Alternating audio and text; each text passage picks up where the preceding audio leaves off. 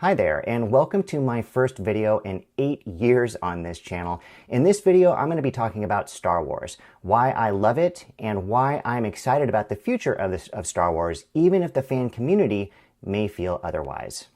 Hey, I'm actually really excited to be publishing on YouTube again. I haven't touched this channel in a lot of years. My last video on this channel was actually entitled Bird Poop, which I guess sounds pretty bad taken out of context, but I promise you it's completely harmless. But I'm shifting things around a little bit. I'm adding my face to my videos, actually, that's one thing, sorry. But I'm also going to be changing the subject matter a little bit. I'm going to be talking more about the things that are very meaningful to me. A lot of that has to do with including talk about the movies that I love, but especially a lot more talk about Star Wars. You know, it's probably considered bad in some way to revive a channel that's been dead as long as this one has been. It probably breaks the YouTube algorithm in some way. I don't know. But, you know, I'm kind of old. And that means that all that I know about self-publishing video is everything that I've learned from public access cable television. And really, I guess what that means is most of my research I did by watching old Wayne's World clips from Saturday Night Live. So I don't know what I'm doing. That's established. So let's get right into what I want to talk about, which is Star Wars. There's been a lot of hardcore infighting in the Star Wars community recently, and while I don't expect that much of my content is going to be about that, I really do want to start talking more about Star Wars, so I figured I'd get my feet wet by at least mentioning it. I love Star Wars, and I have for most of my old life, so encountering a lot of people online, specifically on YouTube, who enjoy it as much as me has been truly a real joy.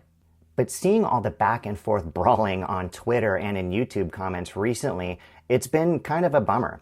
And it got worse recently when there was sort of this call to action. There was this call to demonetize certain YouTube creators because some of them had identified some of the shows, the Star Wars shows, as being these DEI hires or diversity hires. And then in retaliation or in response, some of those creators put out some videos that were pretty critical of those other creators, and some of them were just downright personal. It's been kind of sad for me to watch because a lot of the channels and the creators that are participating in that back and forth, really on both sides, are creators that I have watched and enjoyed for kind of a long time. I mean, years in some cases. So the reason this is meaningful to me is just because I've been loving Star Wars for a very, very long time. I grew up watching the original Star Wars trilogy, and I loved everything about it. I was loaded with Star Wars action figures and all the toys. I had the movie posters on my wall. Whenever the new ones came out, I had replaced them with new posters. I played all the arcade and the console games. I loved them. I had all the movies on video cassette. I either recorded them off of broadcast television or off of cable. Eventually, I bought them when I could buy them, when you can actually own them. When they were priced to sell, it took a while before that happened. I eventually got them on Laserdisc too. That was the thing, is I had Star Wars Laserdiscs that were actually the widescreen edition when all you could get back in the day was pan and scan, and I just watched the hell out of these movies. I even decided at a very young age that I was going to work for Star Wars. I determined to actually be in all future Star Wars movies, and I was actually quite certain that I was going to be the new Luke Skywalker. That didn't work out. I did become a software engineer, which is kind of close, except no, it is not close. Anyway, I carried that passion with me well into adulthood. I'd crush all opponents whenever we'd play Star Wars trivia. Of course, it was, you know, original trilogy trivia. I don't even know if I could do it now. I'd probably get destroyed. And then after years of being hungry for more Star Wars, George Lucas finally put out the prequel trilogy, which was beloved by many Star Wars fans, with the exception of us original trilogy guys.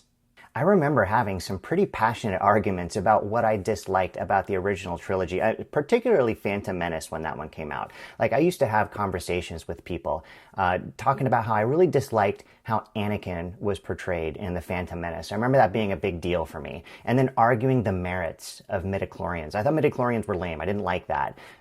C-3PO's origins as Anakin's side project, that was another thing that I didn't care for. And then C-3PO's complete lack of concern about being purchased by his previous owners in A New Hope. Before, by the way, that complaint was very obviously retconned in the third act of Revenge of the Sith.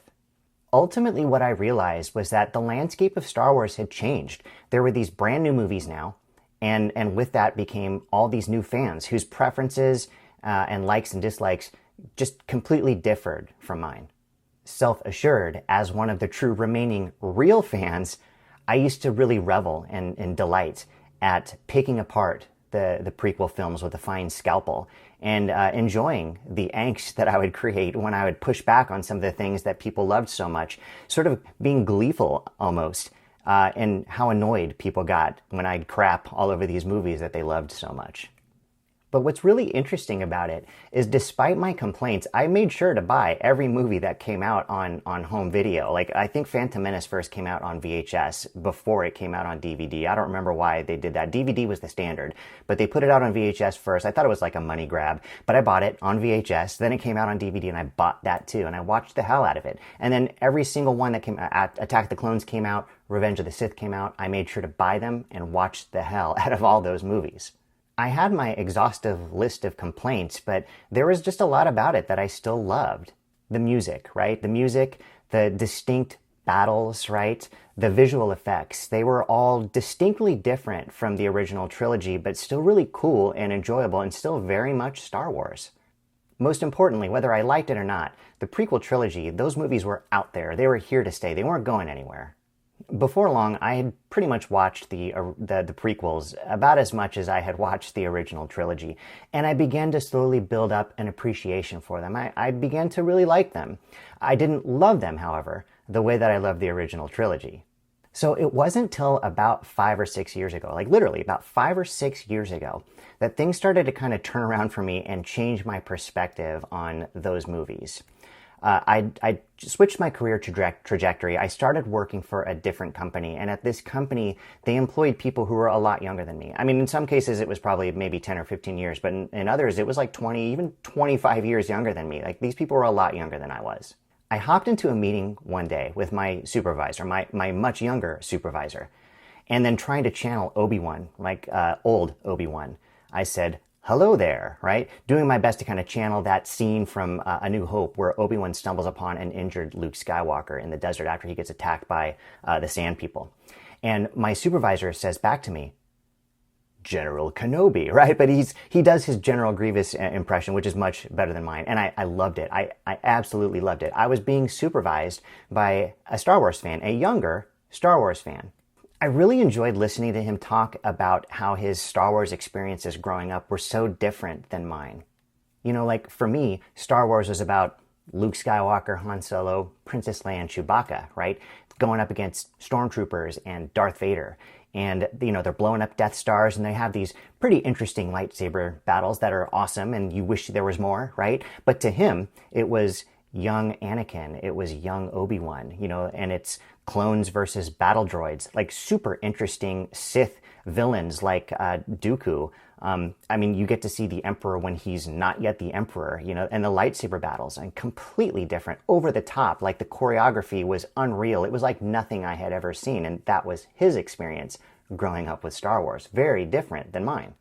I began to realize that different generations obviously had different experiences growing up with Star Wars, and it was that realization that changed my perspective.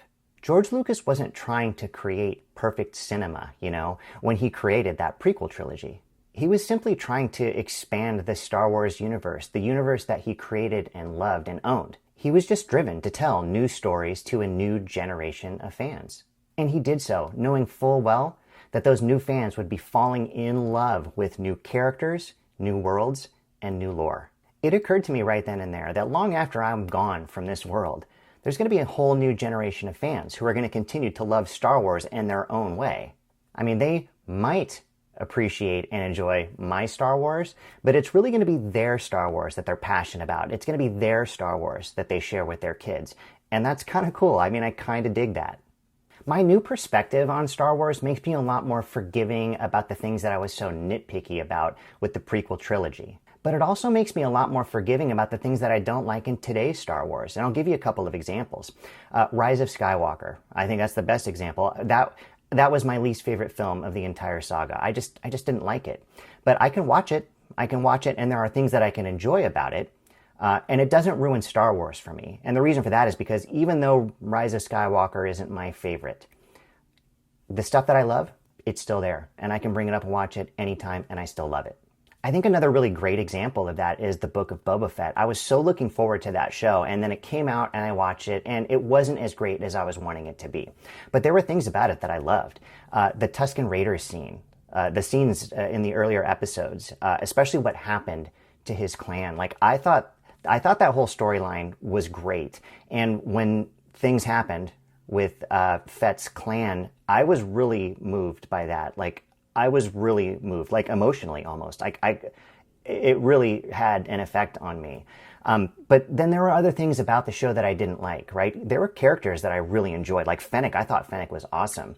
But I didn't like a lot of the scenes that people complain about so openly on the internet, especially the multicolored Vespa scooter thing that everybody talks about. Like, I blew up with everybody else when that happened. That just wasn't my thing. But there were things about Boba Fett that I liked. Like I mentioned Fennec. I thought Cad Bane in live action was killer. I was so worried that they were going to screw that up, but I thought they did a really good job. I liked that. And that's the thing, like the things that I like, they're always going to be there. And that's what gives me that new perspective on Star Wars, right? No matter what, even if things are going to be a miss for me, Star Wars is always going to be awesome to me. There's always going to be something that I can enjoy. So there is a good chance that I'm going to be talking a lot more about Star Wars on this channel. And when I do, it's probably going to be positive. But that's only because the Star Wars storytelling galaxy, it's just one that I've sort of learned to love unconditionally. Like, I definitely know that there's going to be more, movies, TV shows, characters, whatever, that aren't going to land with me and that I'm going to find annoying or discouraging. I know that's going to happen.